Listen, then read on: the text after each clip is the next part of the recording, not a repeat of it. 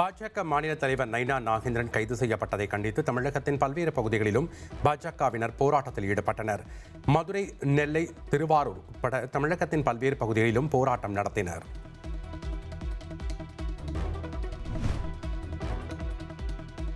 மதவாத சக்திகள் தமிழகத்தில் கால் ஊன்ற முயற்சிப்பதாக அமைச்சர் ரகுபதி விமர்சித்துள்ளார்.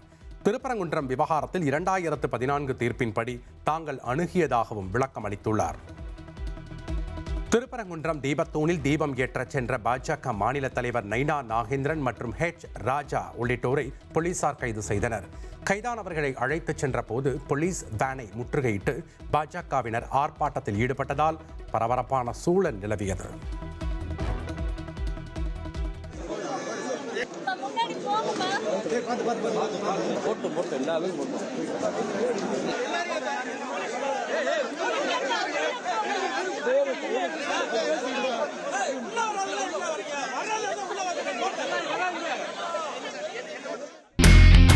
இனி செல்லும் இடமெல்லாம் செய்தி.